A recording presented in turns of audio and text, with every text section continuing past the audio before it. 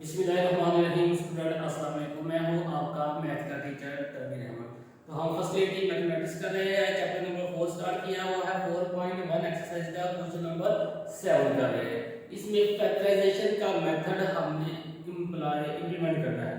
तो हमें पता है कि जब भी हमें फैक्टराइजेशन का मेथड सोल्व करने को कहेगा तो पहला स्टेप ये होता है कि हमें ये चेक करना है कि जो गिवन इक्वेशन है वो स्टैंडर्ड फॉर्म में है या नहीं। अगर तो स्टैंडर्ड फॉर्म में नहीं है तो उसे कन्वर्ट करेंगे स्टैंडर्ड फॉर्म में। अगर स्टैंडर्ड फॉर्म में है तो फैक्टर के हम सबसे पहले फैक्टर निकालेंगे। फैक्टर निकालने के बाद हम क्वेश्चन को सोल्व करेंगे। अब इक्वेशन की स्टैंडर्ड फॉर्म क्या होती है? ये इक्वेशन की स्टैंडर्ड फॉर्म है ax square plus bx plus c और इक्वल टू 0।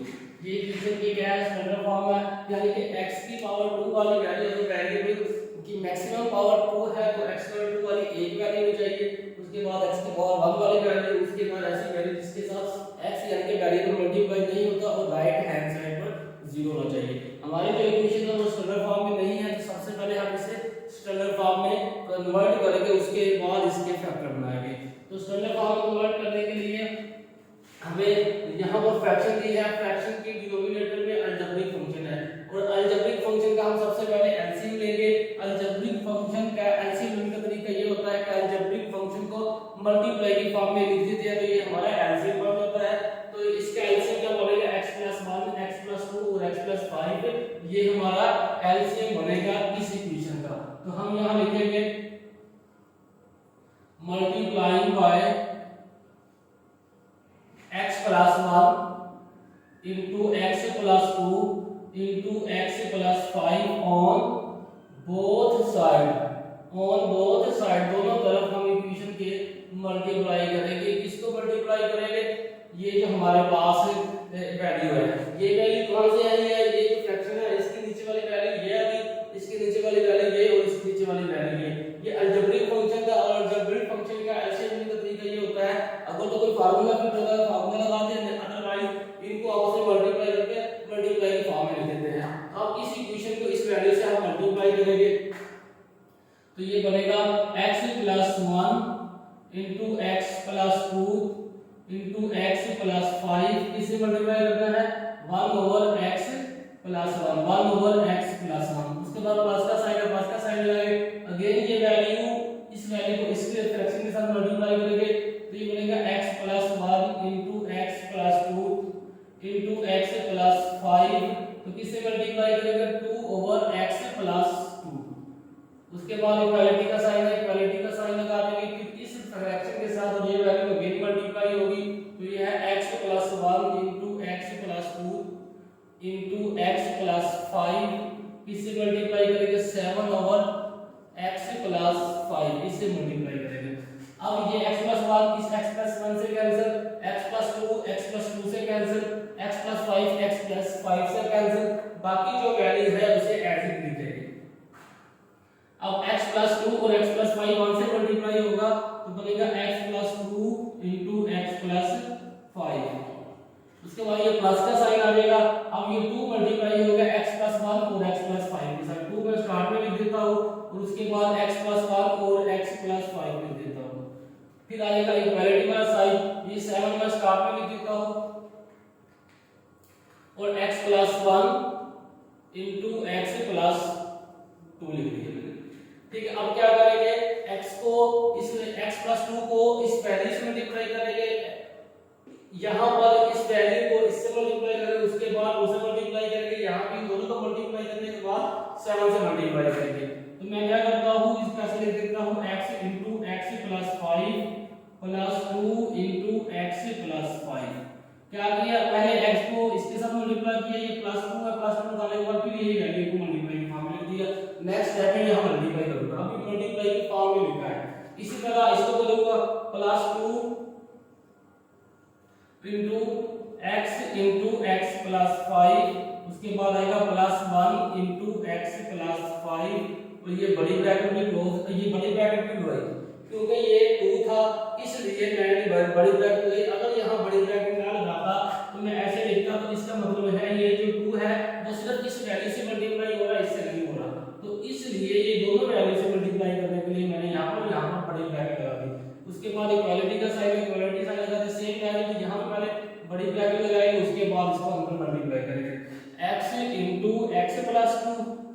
उसके बाद प्लस 1 है, प्लस 1 इंटू एक्स प्लस 2, ये ब्रैकेट क्लोज और ये बड़ी ब्रैकेट भी क्लोज हो जाएगी।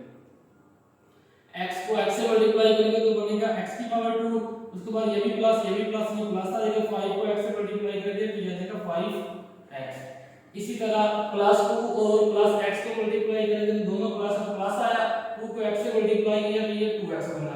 इसी तरह ये भी प्लस और ये भी प्लस, तो प्लस आ गया, 2 को 10 से मल्टीप्लाई किया तो ये 10 आ गया।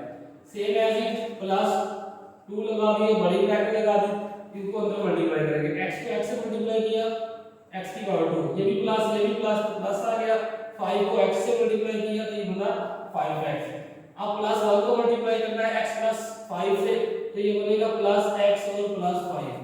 1 को x से मल्टीप्लाई किया तो x आ गया, 1 को 5 से मल्टीप्लाई किया तो 5 आ गया। अब ये बड़ी ब्रैकेट क्लोज। इसी तरह 7 लगा दो, बड़ी ब्रैकेट लगाएगा, x को x से मल्टीप्लाई करेंगे, ये भी x की वैल्यू, ये भी प्लस की वैल्यू, ये भी प्लस की वैल्यू, तो प्लस आएगा, x को जब x से मल्टीप्लाई करेंगे तो ये बनेगा x की पावर 2, ये भी प्लस और ये भी प्लस, ये प्लस आ गया, 2 को x से मल्टीप्लाई करेंगे तो ये बनेगा 2x।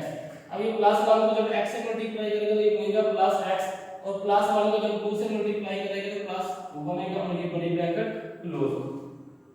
अब यहाँ जो है जो मैंने सोची है करेंगे, अदरवाइज वैल्यू ऐसे ही लिखेंगे, x की पावर 2 और x की पावर 1 ये है, x की पावर 1 ये है, ये भी प्लस की है, ये भी प्लस की है, प्लस 5 और प्लस 2 प्लस 7x।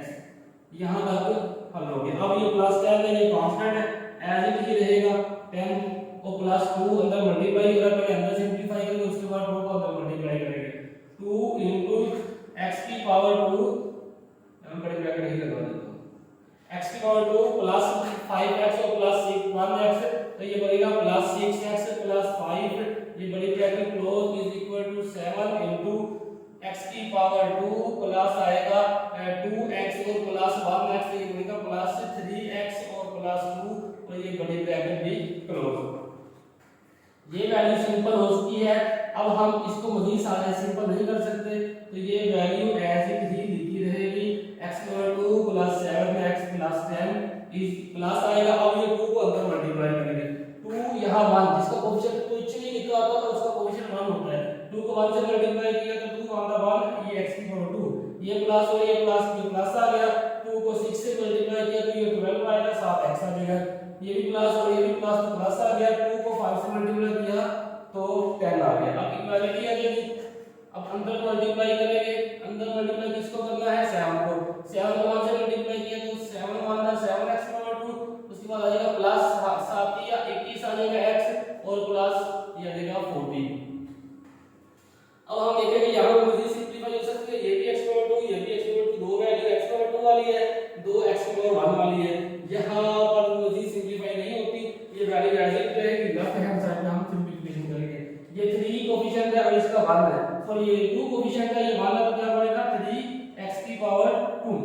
अब x की पावर 1 वाली ये वैल्यू है और x की पावर 1 वाली ये वैल्यू है, टोटल आ गई 2x की पावर, तो ये आ गई 12 और 7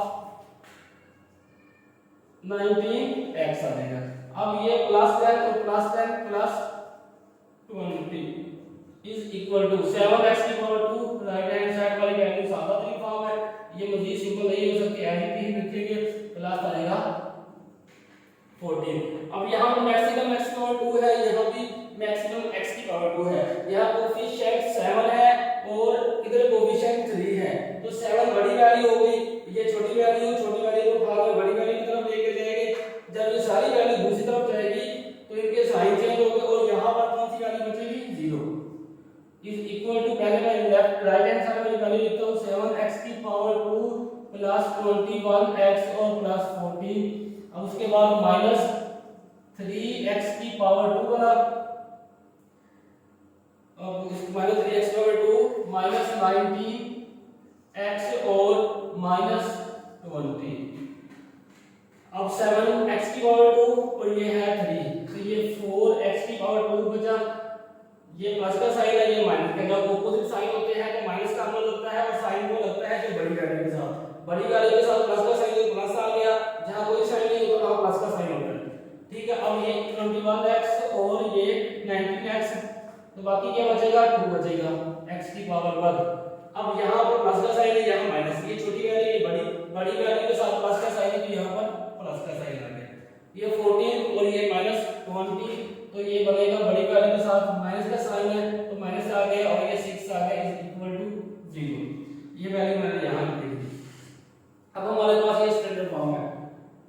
इसको मजीद हम इसे 2 पर डिवाइड करने के बाद भी लिख सकते हैं, वैसे भी लिख सकते हैं 4x की पावर 2 प्लस 2x और माइनस 6 इज इक्वल टू 0।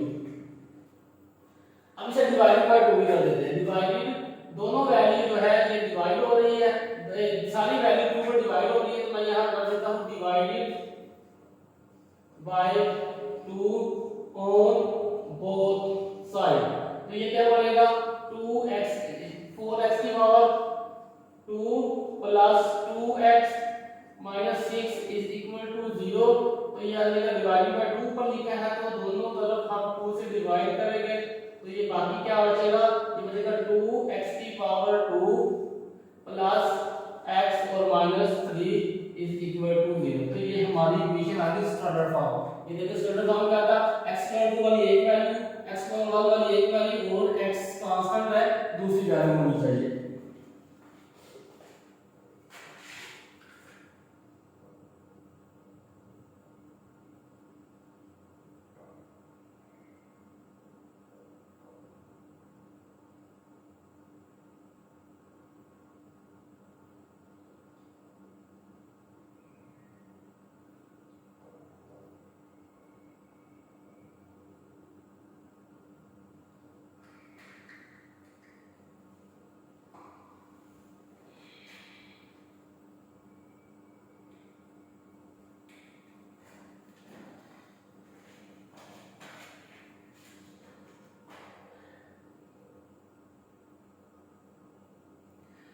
अब हम यहाँ क्या करेंगे, x की पावर 2 वाली वैल्यू और कांस्टेंट वैल्यू, x की पावर 2 वाली वैल्यू और कांस्टेंट वैल्यू को मल्टीप्लाई करेंगे। किसको मल्टीप्लाई करेंगे, x की पावर 2 वाली वैल्यू और कांस्टेंट को मल्टीप्लाई किया तो क्या आंसर आया 2x की पावर 2 और कांस्टेंट माइनस 3 तो क्या आंसर आया माइनस 6x की पावर 2। अब हमारे पास दो ऐसे फैक्टर भी चाहिए जिसको मल्टीप्लाई करने से हमारे पास आंसर क्या है माइनस 6x की पावर 2 प्लस या माइनस करने से क्या आंसर आना चाहिए प्लस 2x की पावर 1। ये फैक्टर आना चाहिए। तो यहाँ पर दो कंडीशन है, मल्टीप्लाई करने से हमारे पास वो जो दो फैक्टर हमें चाहिए, ऐसी दो वैल्यू जिनको मल्टीप्लाई करने से आंसर माइनस 6x की पावर 2 आए और प्लस या माइनस करने से ये हमारे पास क्या कौन सा आंसर आ जाएगी प्लस x आना चाहिए। ये हमारे पास है तो प्लस x आना चाहिए। तो सबसे छोटा टेबल कौन सा है 2 के टेबल को 2 को किससे मल्टीप्लाई करेंगे आंसर हमारे पास 6 आना चाहिए। तो 2 को 3 से मल्टीप्लाई करेंगे तो आंसर क्या आ जाएगा 6 आएगा। 2 को 3 से मल्टीप्लाई करेंगे आंसर क्या आ जाएगा 6 आ जाएगा। यहाँ x लगा देंगे, यहाँ भी x लगा देंगे और उसके बाद 3x और 2x। ठीक है, यहाँ पर जो साइन होगा ना x की पावर 1 के साथ, इनमें से जो बड़ी वैल्यू होगी ना उसके साथ वो साइन लगा देंगे। ठीक है, और यहाँ माइनस लगा देंगे। 3 में से 2 गया तो 1x बचा प्लस 1x बचा, ये वाली कंडीशन भी सेटिस्फाई होगी। यहाँ हम प्लस लगाते हैं, यहाँ माइनस लगाते हैं तो ये प्लस माइनस माइनस और x x की पावर 2 ये दोनों कंडीशन सेटिस्फाई हो रही है। यानी कि 3x और 2x एक ऐसे फैक्टर है जो हमारी मल्टीप्लाई वाली कंडीशन भी सेटिस्फाई कर रही है और सेकंड कंडीशन प्लस या माइनस, मतलब यहाँ माइनस का हुआ है हम प्लस भी कर सकते हैं माइनस भी कर सकते हैं, यहाँ माइनस करने से हमारी वो भी कंडीशन सेकंड कंडीशन सेटिस्फाई हो रही है। अब इक्वेशन में जहां पर x है प्लस x वहां पर क्या लगाएंगे प्लस 3x माइनस 2x, क्योंकि इन दोनों को सिंपलीफाई करेंगे तो क्या आंसर आएगा प्लस x। तो प्लस x की जगह पर क्या लगाएंगे प्लस 3x और माइनस 2x। तो 2x की पावर 2 ऐसे ही आ जाएगा प्लस आ जाएगा 3x और माइनस 2x। अब प्लस x की जगह पर ये वैल्यू लिखी, उसके बाद माइनस 3 क्या आएगा माइनस 3 इतनी आएगा वैल्यू इक्वल टू 0। अब इन दो वैल्यू में से क्या चीज कॉमन आ रही है, ठीक है, इन दो वैल्यू में से क्या चीज कॉमन आ रही है। हम इस तरह से भी लिख सकते हैं, जब ये 2 है तो 2 वाले फैक्टर पहले लिख देते हैं और 3 वाला फैक्टर बाद में लिख देते हैं। तो 2 वाला फैक्टर माइनस में है माइनस 2x और प्लस 3x। अब इन दोनों में से क्या चीज कॉमन आ रही है, एक तो 2 कॉमन आ रहा है दूसरा x आ रहा है। यहां x का 2 है यहां x का 1 है तो ये जगह 2x कॉमन। अब ये 2 बाहर कॉमन आ चुका है, यहां x का 2 है तो एक को बाहर कॉमन आ गई तो बाकी x एक बचेगा। -1। अब यहाँ पर क्या आएगा +3 कॉमन आएगा, ठीक है। ये 3 बाहर कॉमन आ चुका है, अंदर क्या बचेगा x। अब ये प्लस है तो ये माइनस है, तो माइनस आ गया। जब प्लस कॉमन होगा बाहर तो अंदर जो है साइड चेंज नहीं होगा, एज इट इज रहेगा। 3 था तो बाहर कॉमन आ चुका तो 1 बचेगा इक्वल टू 0।